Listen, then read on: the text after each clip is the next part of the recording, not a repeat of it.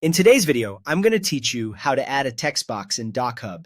We'll walk through the process from opening the website all the way to placing and saving your text inside a PDF. This is a simple feature, but knowing exactly where to click can make editing documents much faster and easier. First, open your web browser and search for DocHub. This will take you to the platform where you can upload, open, and edit PDF files directly in your browser. If you use DocHub often, you can also go straight to the site, but searching for it works perfectly if you're starting from scratch. Once the search results appear, click the correct DocHub link. Make sure you're opening the official website so you can access the proper editing tools and your saved documents without any confusion. After that, sign in to your account. You'll need to be logged in before you can open and edit your PDF files. If you're already signed in, DocHub may take you directly to your dashboard. From the dashboard, open the PDF you want to edit. This is the document where you'll be adding your text box.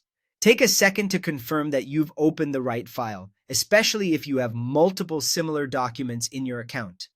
Now look at the top toolbar and click the text tool, which is represented by a large A icon.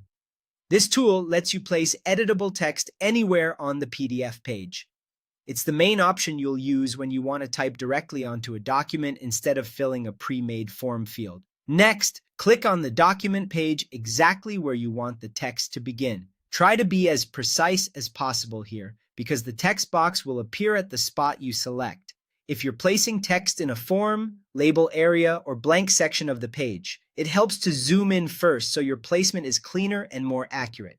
Once the text box appears, type your text into it.